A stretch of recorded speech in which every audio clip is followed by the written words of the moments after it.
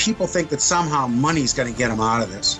And money is not going to get you out of this. Food is going to get you out of this.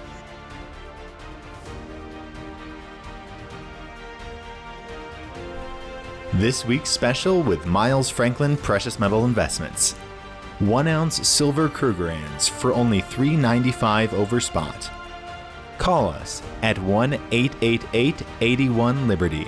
That's 1-888-815-4237. Welcome back to Liberty and Finance and Reluctant Preppers. We have a first-time guest today. Paul Helinski is the founder of GunsAmerica.com. He's also a longtime student of preparedness, and he started a column called Prepping 101 in 2013, which ran for a couple of years, covering numerous topics in preparedness. Paul, thanks for joining us on Liberty and Finance and Reluctant Preppers this first time. Thanks, Dunnigan. It's good to be here. I'm a longtime fan of your show, and I remember when it first came on, I was like, oh, reluctant preppers, I was like, well, duh, aren't we all, reluctant preppers? Because who wants to do this stuff? And obviously, you've gone more to the financial side of things than the actual physical prepping side of things. But I prefer to stick to the prepping side of things. It's especially timely right now. People are waking up, even those who haven't been interested in preparedness in the past are starting to see noticeable disruptions in the availability of things that they normally expect to find on a regular, easy basis. Shipments are getting delayed, the supply chain is fragmented, inventories of things are inconsistent. People are seeing all kinds of government overreach policies that they never imagined, or that I guess only quote-unquote conspiracy theorists were talking about 2, 3, 4, 5 years ago are happening now at rapid velocity. And so people are seeing their freedoms being stripped away, and they're wondering, gee, what's next? If they can do this, what's next?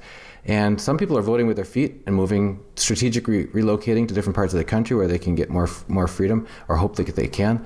And others are just looking at what are the things that they should, if it's overwhelming. Suddenly, all of a sudden, if you wake up and you go, I can't do everything at once, what's the most important place for me to start? You've thought a lot about that. And I wanted to have, if you would, walk us through maybe your top 3 areas of preparedness that you think people really must pay attention to if they haven't already, or even if they've started something, new ways of looking at it, new ways of thinking, doing it more affordably. You've done a lot of thinking about that. Could you talk to us about what your top priorities are and why now?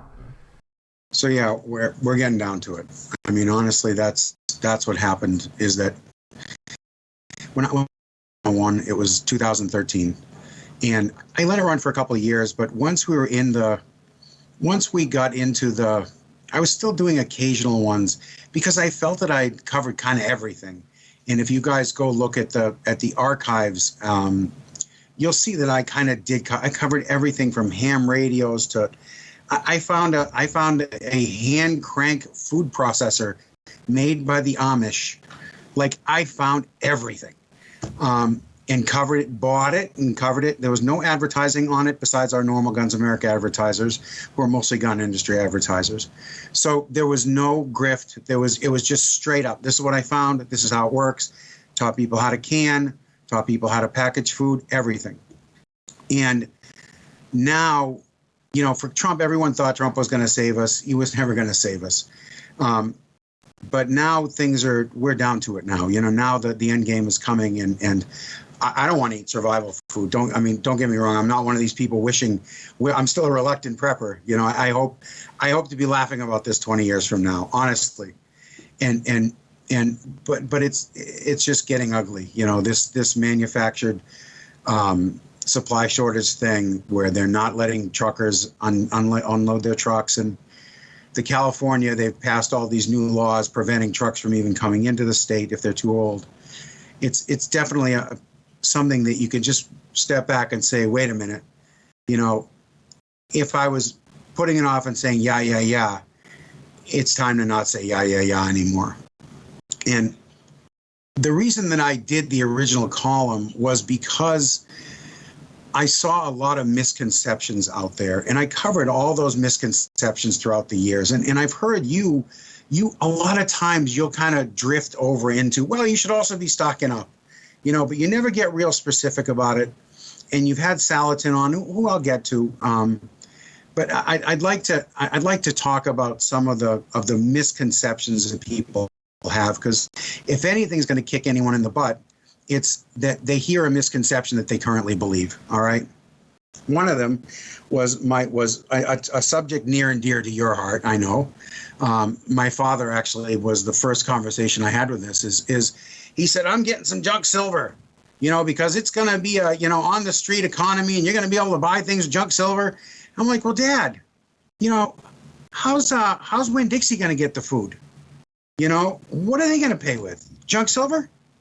Because he thinks he's going to go to the supermarket and use junk silver, Okay, yeah. And the truckers are going to pay for the gasoline with junk silver, and the trucking companies are going to pay the truckers with junk silver. Well, how everything not freeze up first for a very long time before maybe the junk silver might become useful, And that, I think, is one of my primary misconceptions, is that people think that somehow money's going to get them out of this. And money is not going to get you out of this. Food is going to get you out of this. I've always had a saying that the saying, what doesn't kill you makes you stronger. I'm not sure. Okay. What doesn't kill you, doesn't kill you. And you get to get up the next morning and try again. That's always been my philosophy. My friend he's kind of one of these, he's like a giant barbarian guy, and he says, I have a gun. I don't need to buy food. And I'm like, well, your neighbor doesn't have any food either, right? And all the food in the supermarket is going to get eaten in about 3 days. There's an old saying, we're 3 meals away from anarchy. And sorry if I say too much, it's just a habit. So he now has a couple of years worth of food stored up. Okay, and so that's one of the other misconceptions. The government's going to show up. That's another one. All right.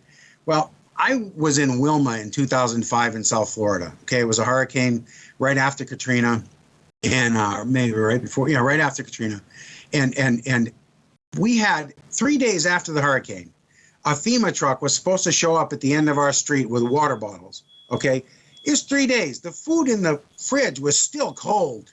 Okay, and they had a riot over water bottles.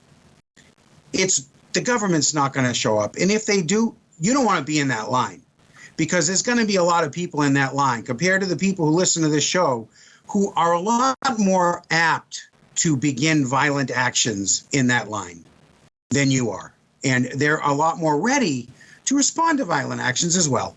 You don't want to be in that line. You want to click your door and wait for it to end. Okay, that's what having food is all about. All right. This is a big one, because there's someone in this space who I'm sure you know and love, who advocates deep pantry. Okay, his argument is one of his two arguments is have a deep pantry of food you already eat, and you'll be able to live off of that. And I completely disagree. I'm going to go through some hard numbers here of what survival food really costs and how long it lasts and where you can get it. But none of your, organic canned tomatoes from Target or from Trader Joe's, you can't, unless you're very wealthy, that's not the survival food you're going to be putting away. You're going to be putting away things like rice and beans and flour and pasta, things that you only eat on a very limited occasion, because they're just not, you can only eat so many pinto beans, but you want a lot of pinto beans put away. Because why? Because you can buy a year's worth of food for yourself for a couple $100. And that's how you're going to survive this. Not by stocking up 3 deep of your Trader Joe's, canned, fancy organic canned tomato. I want to augment one of the things you said in the previous point when you talked about the difficulty of transacting with junk silver and assuming you're going to be able to do that using the same the same international, global or national supply chain that we do now, like going to the supermarket or going to the gas station, that kind of thing.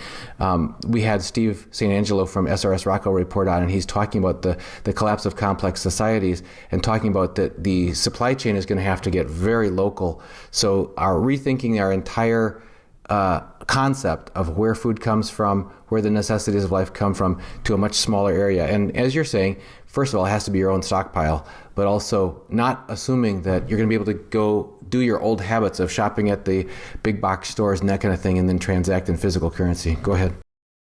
Yeah, so that's actually my last point, is my last misconception is that I can grow it myself, or someone local to me is going to grow it myself. So if you're living in a city, forget it. There's no place to grow food. You can grow a couple container boxes on your roof, maybe if someone doesn't take you out while you're tending them. But even growing food yourself, I had a 4-acre hobby garden farm at one point. I raised turkeys. I raised like 100 turkeys, and I milked a cow every day. I bought an Ayrshire cow, and I milked her every day, twice a day. So I've been in the farming thing, and I was in the same as this unnamed person in our space who lives in Western Massachusetts. I was in Western Massachusetts. In Western Massachusetts, you have a lot of towns that have sprung up over old cow pastures. So you've got literally a foot thick of black dirt, right? There's not a lot of places in the country who have that. And you won't have it for long after a few years. But even if you have it to start, great. You probably will be able to grow food pretty easy. I grew watermelons in Massachusetts in the mountains, which you're not even supposed to do. I grew everything, and I was very successful with it. But you know what? You can have tomato hornworms come in and wipe you out in one day. You got little sticks sticking through the ground with these big fat hornworms that ate literally everything in one day.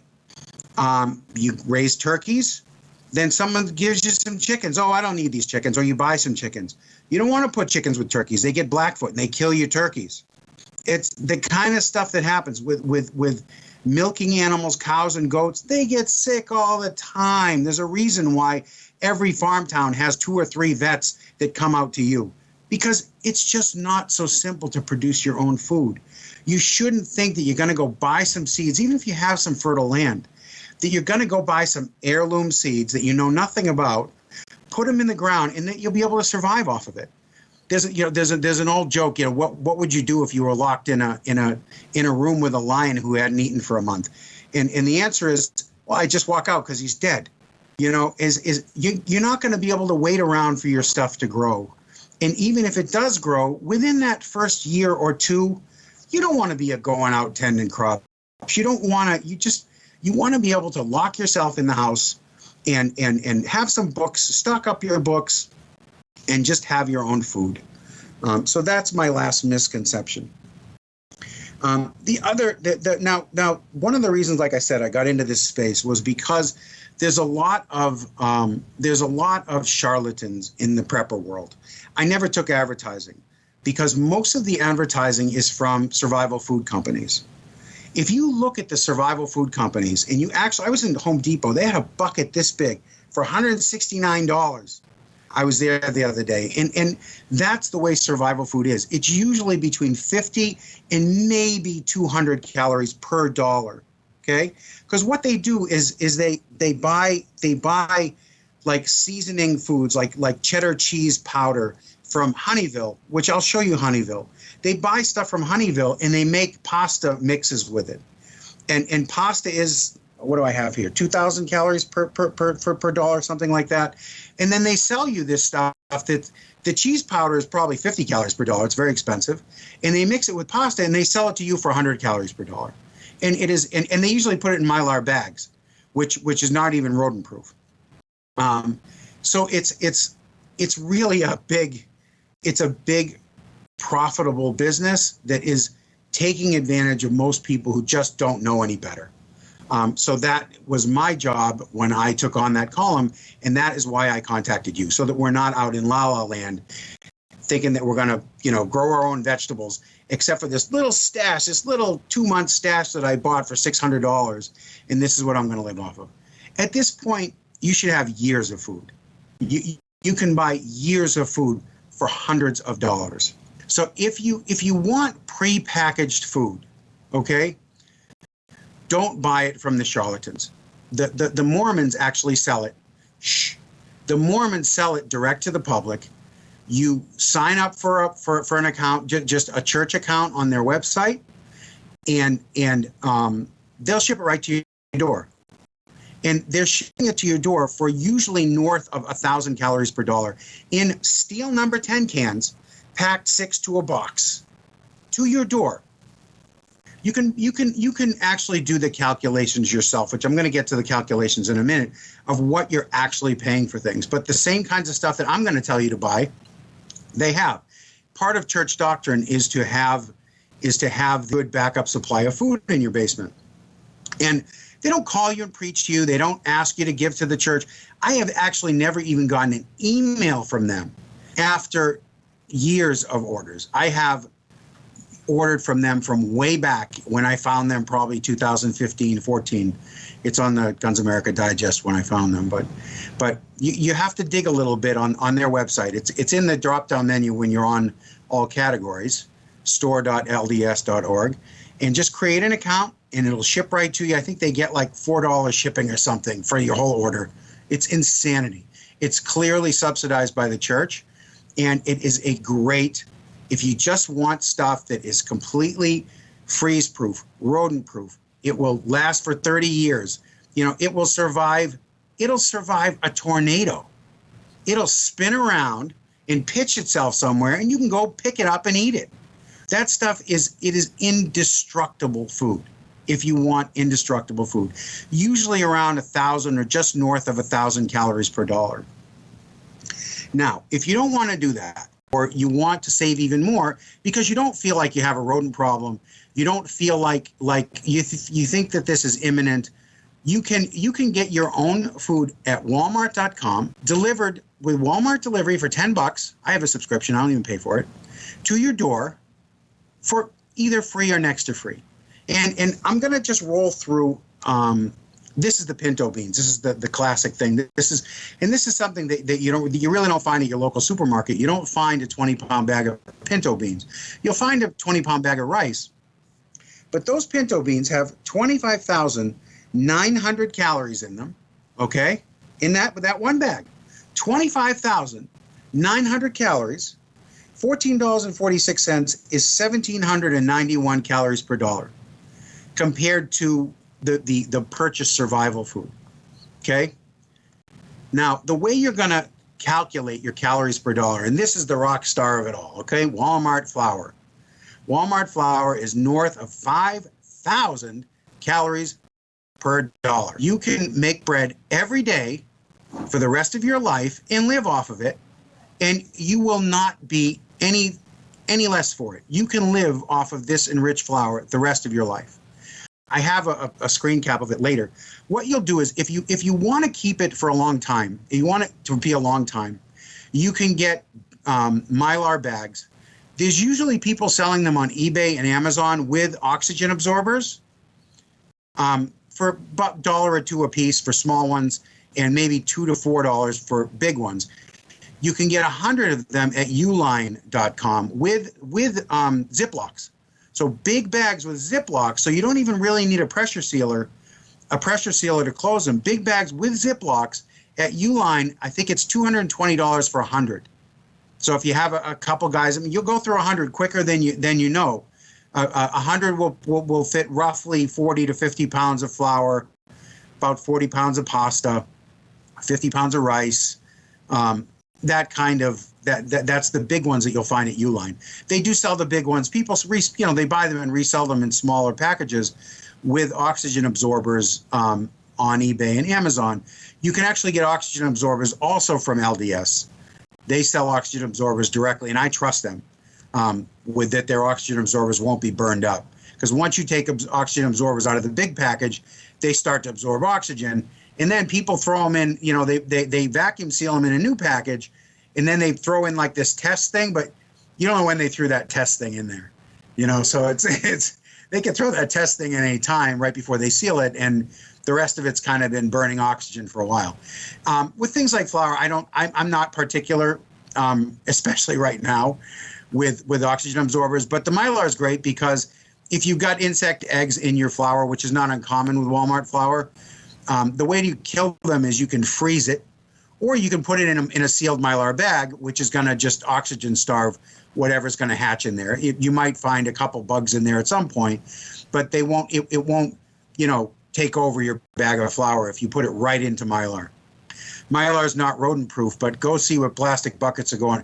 Plastic buckets aren't even rodent proof. Rats will go right through plastic buckets. it's really, you could just take your Mylar bags and just get 55-gallon drums and drop them in your 55-gallon drums, and that'll be rodent-proof besides insect-proof. That's what I tell people to do. That's what my friends do, actually. I personally have never done that. So the way you calculate calories per dollar, all right, this is not a hard math experiment, all right? So don't get freaked out by the math here, especially because there's a long decimal on the screen here. You take the calories per serving, 110, times the servings in the package, which is 75, and then you divide that by the price, 1.56. That's it. That's how you calculate calories per dollar. The servings per container times calories per serving divided by the price. That's it. No conversions, no nothing. It's the easiest thing in the world. Okay. Now I'm gonna rumble through some of them. All right, I already did Walmart flour. Okay, Walmart rice is 32,000 calories in that bag. 32,320 calories in that one bag, 20-pound bag of rice. It's $8.48 for 3,811 calories per dollar. Okay, mashed potatoes. It's one of the lower ones, actually. There's only 2,720 calories in that box for $2.46, 1,105 calories per dollar, okay? So you're still many times survival food. Sugar, I won't keep you all day because I can go and go and go, is 3,300, there's 42,000 calories in that bag, and it's 3,328 calories per dollar.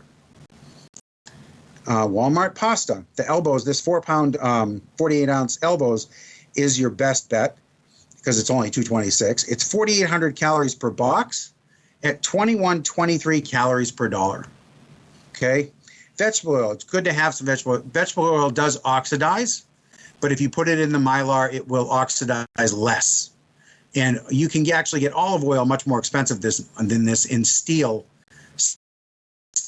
containers, that just to have some oil that you know will never oxidize is the olive oil. Olive oil is pretty robust anyway, but in the steel containers, it's literally forever.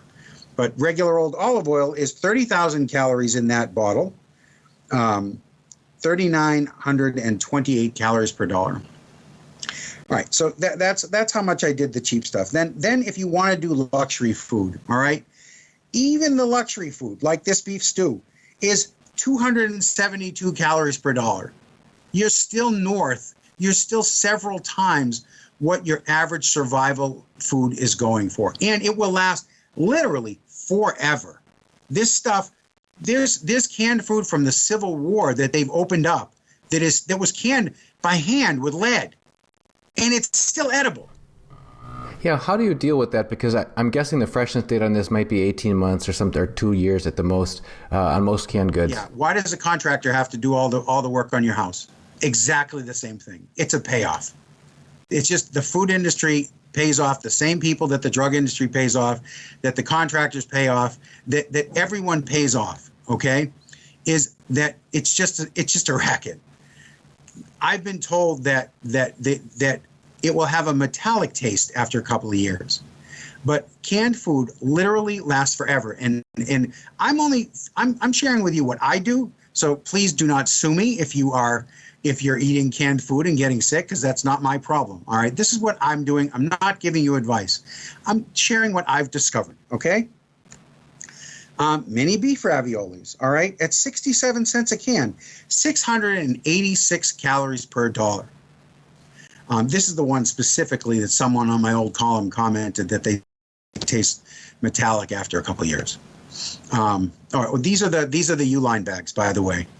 If you want to just Google the Uline bags, and they are, I believe it's 220. Yeah, the bottom line, the 20 by 29 is 4.4 mils thick. They're very thick. This you can still cut through them with a box corner if you're not careful. If you like putting boxes of pasta in instead of dumping the pasta in, you have to be careful. But they're thick enough that nothing's going to get through them once they're sitting there. So it's $220 plus probably about $30 in shipping. Uline's pretty hefty with shipping. Here's another one, Armor of the Inner Sausages, which I believe is also pretty good. Yeah, 530 calories per dollar. And the nice thing is that these are really small sizes. So if you just want to augment what you're doing, you don't want to have to refrigerate leftovers. They're nice. It's a nice small kind of food so that you can augment with it. Okay. This corned beef is this is like a really good one. It's 218 calories per dollar. It's very expensive, but compared to survival food, it's still twice. Corned beef hash is 246 calories per dollar. Spam is 361 calories per dollar. And this is one that I particularly like because, for one thing, I eat kosher. So I don't buy any of this meat stuff for myself. I'm actually a canner, and I can my own meat for long term. I just canned 30 pounds yesterday, actually. But one of the things that we can eat from the supermarket is milk, especially in a survival situation. So this Walmart milk is 391 calories per dollar. And if you look on the LDS website, they sell it, and they also sell it in Mylar. They don't sell their milk in cans. They sell it in Mylar. And I think it's a better price in calories per dollar, if I remember right. And it shows you that they say that these last 30 years, LDS will tell you these last 30 years. Okay, Walmart's not going to tell you that, but LDS will tell you that this will last 30 years. Okay, so you know that they're going to last 30 years. Okay, so I guess I'm done. Okay, now the one thing Honeyville. All right, so honeyville.com, you can also get, I'm not going to dwell here because I'm kind of done with food. Honeyville, you can get powdered eggs. It's the only place I know that you can get powdered eggs for a reasonable price. They sell a 50-pound box of it. I think there's only a few left right now. But they also sell number 10 cans for like $30 of powdered eggs. And that's expensive. It's probably less than 100 calories per dollar. But it's the real deal. Like you can make rich bread with it. You can make eggs. You can just eat the eggs. But the nice thing is that you can augment your other food by having some powdered egg. It's definitely a luxury food, but it's good stuff. I've used it. I've tried it just to use it to cook with it. And they say 2-year shelf life on it, but I had a can open for 5 years, and it was just in my cupboard that I had opened and took it out and made bread with it, and it was fine. So you kind of have to, they're like a real bakery supplier. So they're like they're legit real deal. So they can't tell you that it lasts forever. But from what I've seen, it does actually last forever. Okay, so now you asked me for 3 things. And as you can tell, I'm a kind of a macro guy. So me boiling down 3 things is very difficult. So the next thing I'm going to get to is cooking, all right? And you can cut me off at any time. Well, number 1 on your list is food, I take it, because that's what you've been focusing on. You have to have food. There's no question that you have to have food. But the funny thing is about food is I have a relative. I don't know. She's like an aunt-in-law or something, right? I don't know what you'd call her. But she says to me, I gave her my shopping list. My shopping list is not big. It's flour, rice, beans, pasta, oil, mashed potatoes. It's like 8 things. And get some yeast if you can get some yeast. And she's like, flour? What am I going to do with flour? And I was like, well, you can eat pancakes every day. Even if you don't have an oven, you can make pancakes every day or waffles every day. Just with a frying pan, you can make pancakes with your oil and just live off of pancakes every day with your flour and sugar. No problem, right? So you need to cook.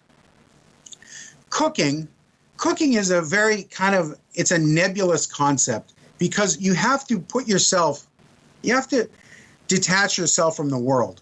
What you have to do is figure out where is your fuel going to come from? What is the most likely source of fuel? If you live in a city, right, and everything is shut down, there's a pretty good chance that you're going to have gasoline and maybe some diesel from the trucks that are stuck on the road, right?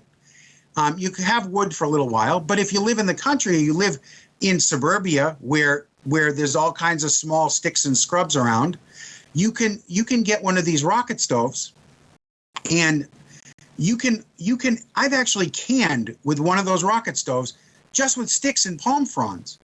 with nothing, just picking up sticks off the ground.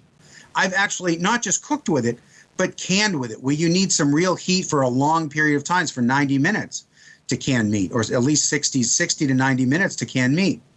So a rocket stove turns twigs and bark and sticks and if you live in Florida, palm, the crap that the palms drop, it turns that into a survival fuel source.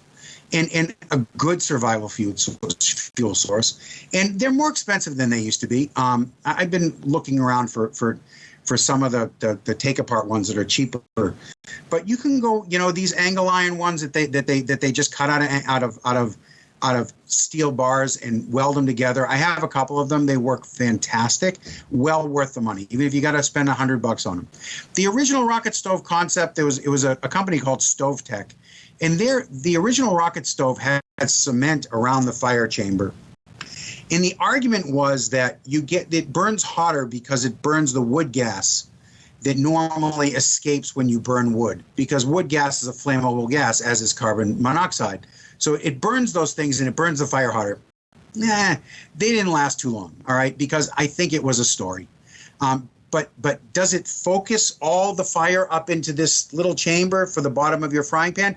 Yeah, it does. And you can boil water with it. You can do anything with a rocket stove. So if you have wood as a source of fuel, great. Quick question on the use of a rocket stove safely during this entire time that the heat is being directed up the channel. So are the combustion gases, right? So you can't just use this inside a tightly enclosed home and breathe that air for very long. Yeah, for sure. It's an outside stove. In fact, it's really an outside stove, because with a rocket stove, what you do is you're only feeding the sticks in. So you're going to take a long stick and you're going to feed it in that side thing, right? And if you don't attend to it, if you walk away and you don't keep pushing the sticks down, the fire does kind of creep up. So it's an outside thing, right? It's an outside on cement, whatever kind of thing. All right.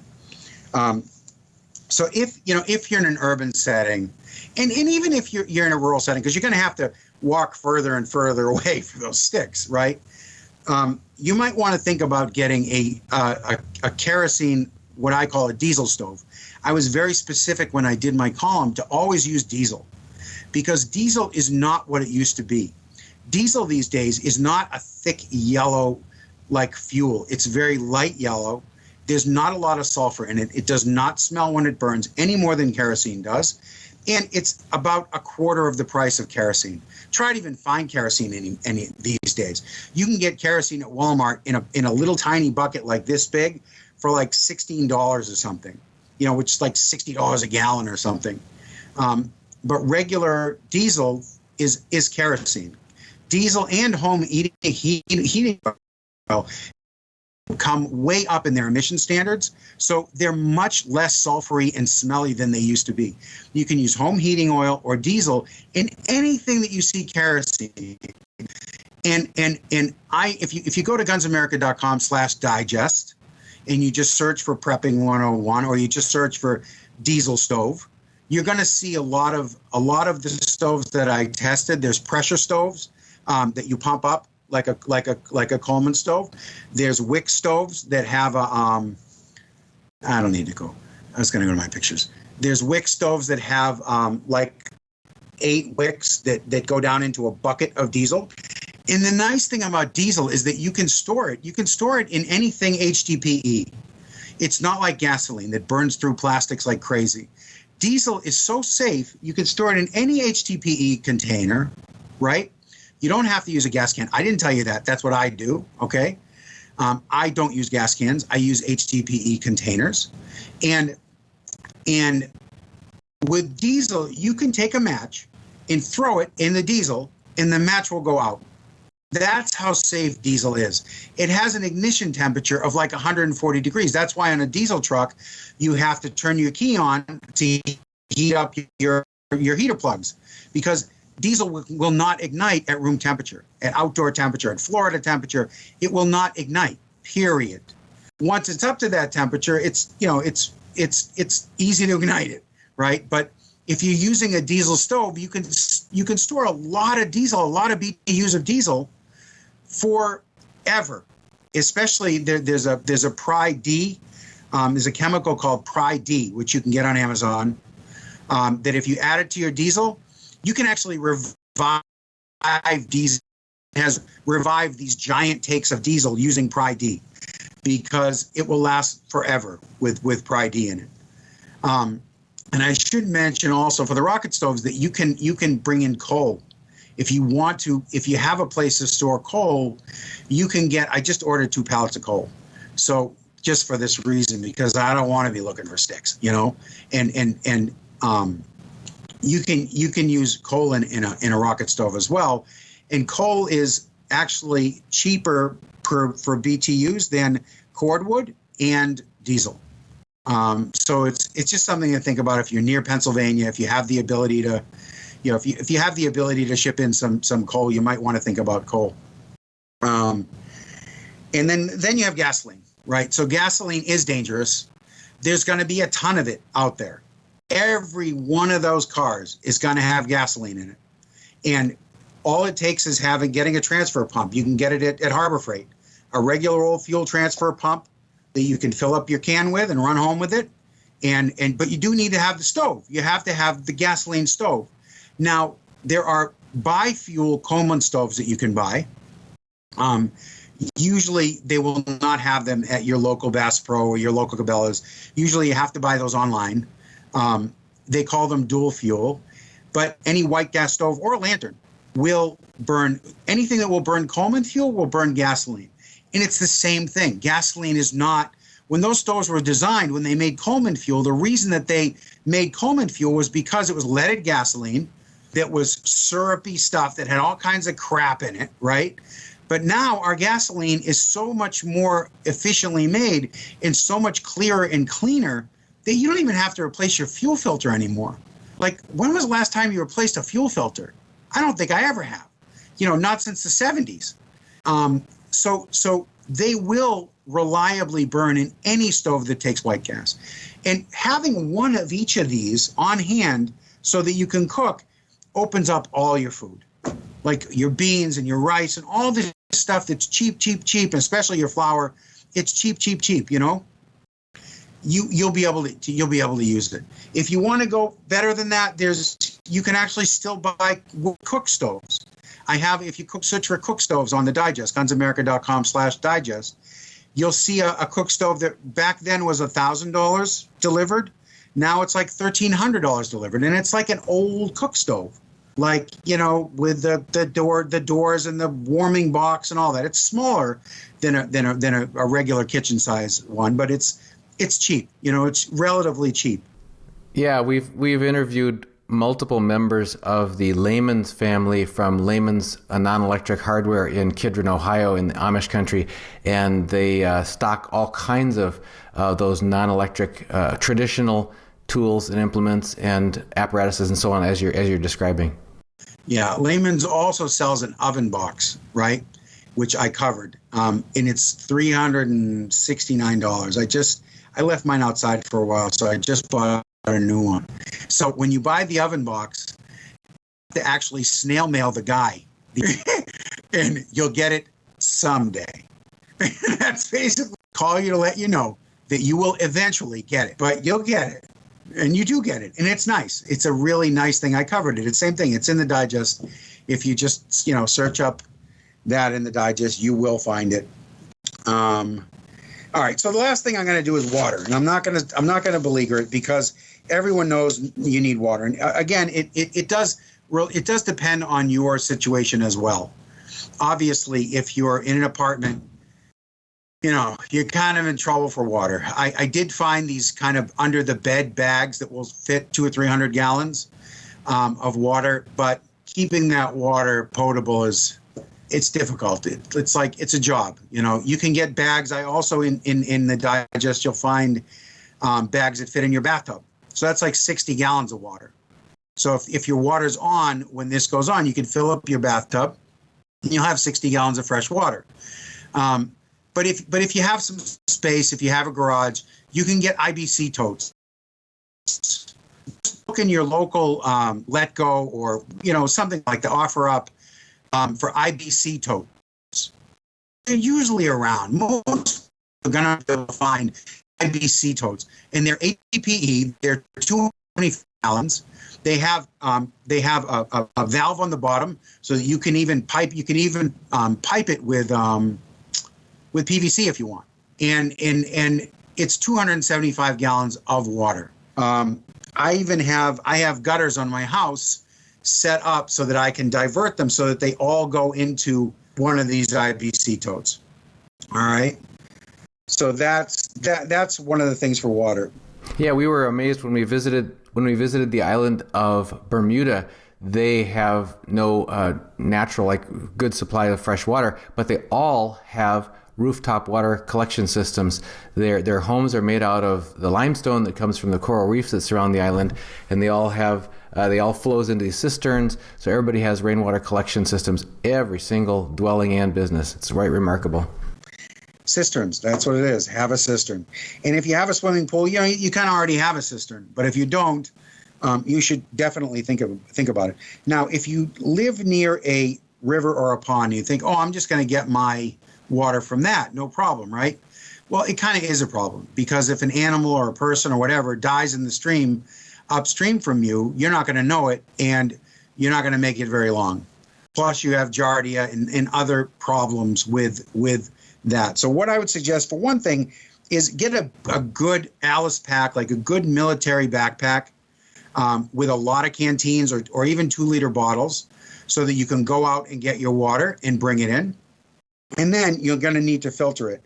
Now, filters is another one of those gigantic industries that have way, way overpriced stuff. But if you go to justwater.me, that's Just Water Filters. They use those filters throughout South America and Africa. They're the best price filters that I've ever found. They're a big ball filter. So what you do with them is you put a sock over the ball, and you put it inside of a bucket, and with the spout pointing down, and then you put that bucket on top of another bucket, and it's just a gravity feed. You just fill up the bucket with water. Eventually it works its way through the filter, and it's a 5-micron filter. So you can backwash it as well. So because you can backwash it, it's pretty much unlimited. You can use them pretty much forever, and they do use them forever in South America and Africa. So there we go. That's all I have for today. Well, Paul, it's a great primer. You had to focus your 2 years worth of research and product testing and everything down into about a half hour here. So we're grateful for you sharing the top 3 preparations to make now. And if I got it right, it's food and fuel for cooking and water. That really is the stuff of life. You're not going to get more than a few days without water for sure, and more than a few weeks without food. So really helping us to get focused. And folks, remember, you don't have to do everything, but it would be much better to do something and to get started in a realistic way. Paul, if people want to access these archives, we'd like to put a link to it in the description of this video, so people can just click on that and go browse these topics. So make sure that we have that, and we'll put that in the description of this video. But if you want to just read it off for people right now, that'd be great. GunsAmerica.com/digest, and then you'll see under columns, you'll see Prepping 101. Well, Paul Helinski, founder of GunsAmerica.com, thank you for joining us to talk about the top 3 preparations to make now. Good enough, Duncan. Thanks for having me.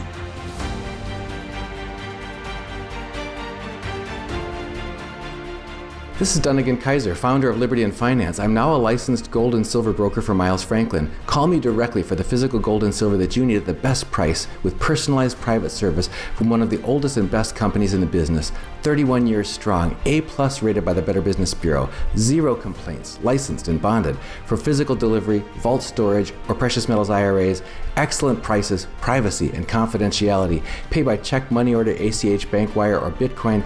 Satisfaction guaranteed. For fastest service, just call 1-888-81-LIBERTY. That's 888-81-LIBERTY. And either I or one of my sons and fellow brokers will call you back as soon as we can and understand your needs.